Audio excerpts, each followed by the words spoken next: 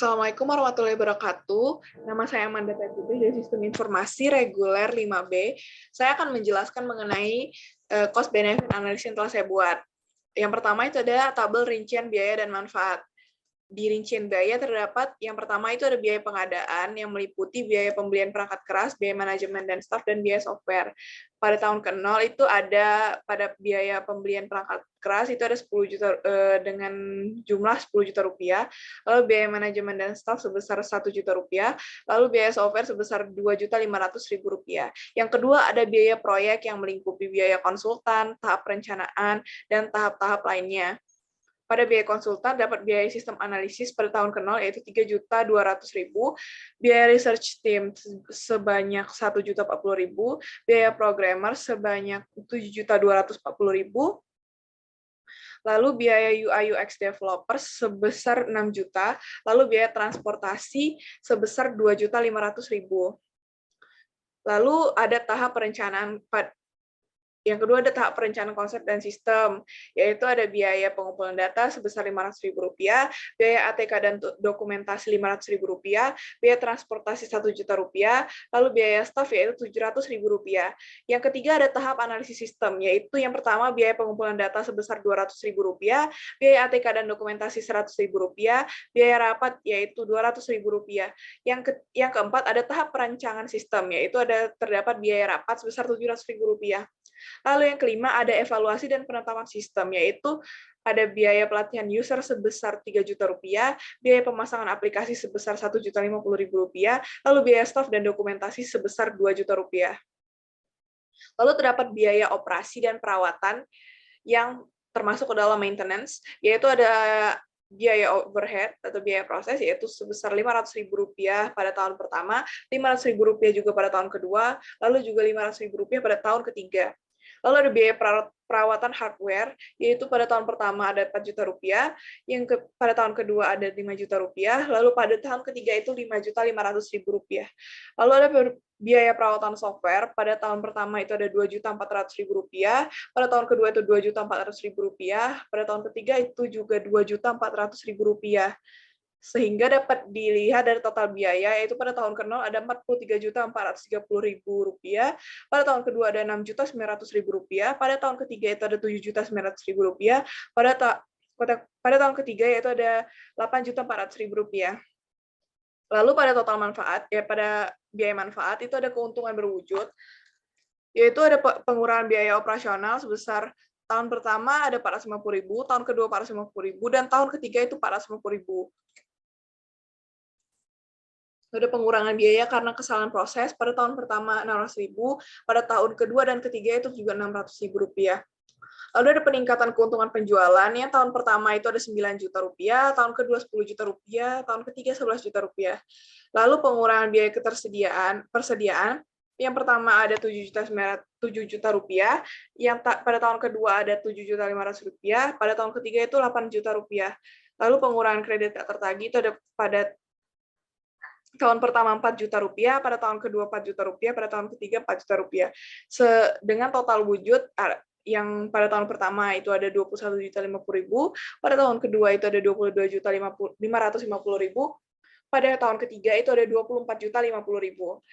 Lalu ada keuntungan tidak berwujud. Yang pertama ada peningkatan layanan kepada pelanggan. Pada tahun pertama itu ada dengan sebesar Rp4.500.000, pada tahun kedua Rp5 juta, pada tahun ketiga Rp6 juta. Lalu ada peningkatan kepuasan kerja karyawan, pada tahun pertama itu ada Rp400.000, tahun kedua Rp400.000, tahun ketiga Rp400.000. Lalu ada peningkatan kualitas keputusan manajemen. Pada tahun pertama itu ada Rp300.000, pada tahun kedua itu Rp400.000, pada tahun ketiga itu Rp450.000, dengan total tak wujud sebesar pada tahun pertama Rp5.200.000, pada tahun kedua Rp5.800.000, pada tahun ketiga itu Rp6.850.000.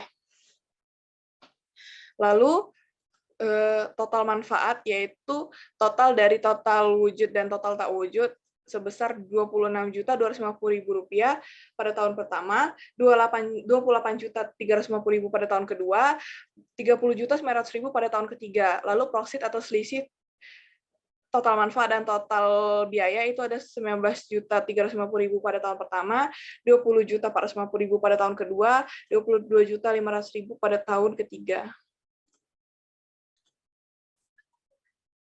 Baiklah, selanjutnya saya akan menjelaskan mengenai analisis payback period. Yang pertama, analisis payback period ini, yang pertama ini adalah biaya dari total biaya, yaitu Rp43.430.000, dikurangi dengan profit atau selisih total manfaat dan total biaya pada tahun pertama. Lalu dapatkan nominal seperti berikut. Ini ada Rp24.080.000. Lalu akan dikurangi dengan profit atau selisih TM dan TB pada tahun kedua. Lalu didapatkan sisa sebesar Rp3.630.000. Sisa ini dibagi dengan Rp24.080.000 yang merupakan selisih dari total biaya dan profit pertama tadi, lalu dikali dengan 1 tahun. Dan menghasilkan ini 0,15 tahun. Dengan artian payback period dapat dicapai pada tahun kedua. Lalu analisis return on investment. Ya, ini adalah total biaya tadi Rp43.430.000, lalu dikurangi dengan Rp6.900.000 yang merupakan total biaya tahun pertama, lalu ditambahkan dengan tahun kedua dan tahun ketiga juga, lalu menghasilkan nominal sebesar berikut, yaitu Rp66.630.000. Lalu total manfaat seluruhnya juga ditambahkan, ya yang ini, ditambahkan tiga-tiganya, lalu menghasilkan nominal sebagai berikut. Rumusan ROI itu adalah total manfaat dikurang total biaya, lalu dibagi dengan total biaya, terus dikali 100%, dan akan menghasilkan angka sebagai berikut, 21,57%. Artinya bahwa sistem ini dapat memberikan keuntungan pada tahun ketiga sebesar 21,57% dari biaya pengembangan, sehingga sistem ini layak digunakan di perusahaan. Lalu pada analisis net present value, NPV, itu ada minus dari total biaya, terus ditambah dengan profit pertama dibagi dengan 1 ditambah I pangkat 1, I persen pangkat 1, lalu profit kedua dibagi 1 ditambah I persen pangkat 2, lalu profit ketiga dibagi 1 ditambah I persen pangkat 3. Begini angka-angkanya. Saya memakai 15% sebagai diskonto. Yang pertama, untuk NPV pertama, makanya di sini terdapat nilai 1,15, yaitu dari 1 ditambah I persen, yaitu nilai diskontonya 15%, yaitu 0,15, lalu dibagi dan ditambah, dan hasilnya akan seperti ini. NPV-nya memiliki hasil 3.653.340. Dari hasil perhitungan di atas dapat simpulkan bahwasannya jumlah keuntungan yang diterima sekarang oleh perusahaan pada tahun ketiga apabila sistem ini diterapkan adalah sekian, atau NPV lebih besar dari 0, maka proyek tersebut layak dapat dilaksanakan. Lalu ada metode tingkat pengembalian internal atau IRR. Yang pertama kita akan menghitung NPV kedua, itu NPV yang bersifat negatif. Rumusnya kurang lebih sama, hanya saja diskontonya diubah menjadi 20%. Kalau saya pakai 20% yang di sini. Lalu dengan perhitungan seperti tadi, dengan diskonto yang diubah, dengan rumus tetap sama, 1 ditambah I persen pangkat 1, yang artinya 1 ditambah 0,2, lalu akan mendapatkan nilai NPV negatif sebesar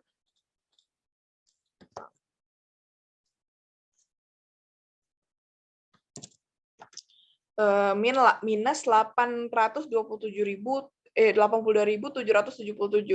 Lalu IRR ini memiliki rumus 15% yang merupakan diskonto awal, Ini adalah pengurangan 20% dikurang 15% yang merupakan diskonto pada NPV negatif dan diskonto pada NPV pertama itu sebesar 5%. Lalu 3.653.340 merupakan hasil dari NPV pertama, dan ini 5% akan dikalikan dengan nilai NPV pertama, lalu dibagi dengan nilai NPV pertama, yaitu 3.653.340 dikurang dengan minus 82.777 yang merupakan nilai NPV yang negatif.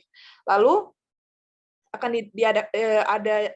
ada perhitungan, lalu menghasilkan nilai sebesar 19,89%, yang artinya proyek ini akan menghasilkan keuntungan dan tingkat bunga 19,89% per tahun. Apabila tingkat bunga pengembalian rate of return yang diinginkan 15% per tahun, maka IRR lebih dari 15%. Dengan kata lain, proyek ini akan dapat diterima. Baiklah, sekian dari laporan cost benefit analysis yang telah saya lakukan. Terima kasih.